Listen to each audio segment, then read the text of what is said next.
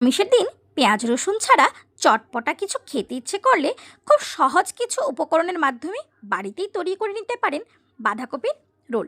প্রথমেই বাঁধাকপিটা ভালো করে ধুয়ে তার পাতাগুলোকে আলাদা করে নিতে হবে। আলাদা করার পর মাঝখানে যে শক্ত অংশটা থাকে তাকে কেটে নিতে হবে।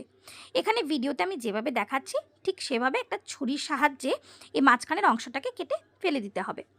এবারে গরম জলে কিছুক্ষণের জন্য পাতাগুলিকে ফোটাতে হবে, পুরোপুরি সেদ্ধ করতে হবে না, কিছুটা ভাপ দিলেই যথেষ্ট। এর মধ্যে একটা গাজর, কয়েকটা বরবটি বা লচ্ছিম, 3-4টে কাঁচা লঙ্কা, একটু আদা আর একটা টমেটো নিয়ে নিতে হবে। আমি আলু দিইনি, আর নিরামিষের দিন যেহেতু রান্না করছি তাই পেঁয়াজ রসুন কিছুই দিইনি। আপনারা চাইলে সেদ্ধ আলু আর পেঁয়াজ রসুন দিতেই পারেন। আমি এর মাঝখানে একটা দুটো করে পাতাগুলো গরম জলে দিয়ে অল্প ফুটিয়ে নামিয়ে রেখে দিয়েছি। এর মধ্যে সমস্ত সবজিগুলি কুচি কুচি করে কেটে নিয়েছি। এবারে কড়াইয়ে সামান্য বাটার গরম করে বরবটি, তারপর গাজর দিয়ে অল্প ভাজার পর নুন দিয়ে দিয়েছি।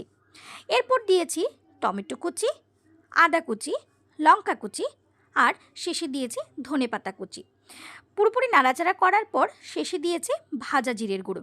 ভাজা জিরের গুঁড়ো দিলে পরে একটা খুব সুন্দর ফ্লেভার আসে। বাস, আমাদের পুর কিন্তু রেডি। এবারে সে বাঁধাকপির পাতায় পুরগুলি দিয়ে সেগুলিকে মুড়ে নিয়েছি।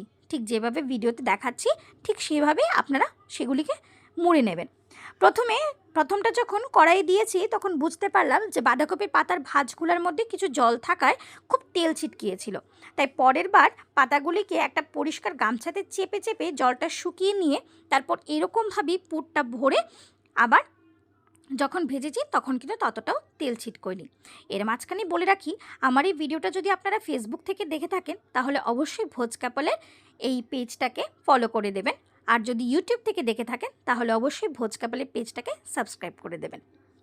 নিরামিষের দিনে যদি কিছু এরকম চটপটা খেতে ইচ্ছে করে তাহলে কিন্তু এভাবে সন্ধ্যার জলখাবারে উপভোগ করতেই পারেন পুরবরা বাঁধাকপি বা বাঁধাকপির রোল। আচ্ছা বলুন তো কী নাম দেওয়া যায়, কোনটা ভালো লাগবে, পুরবরা বাঁধাকপি না বাঁধাকপির রোল? কমেন্ট করে কিন্তু অবশ্যই জানাবেন যে কোন নামটাই রেসিপির জন্য ভালো। আজ তবে এইটুকু থাক, বাকি কথা পরে হবে।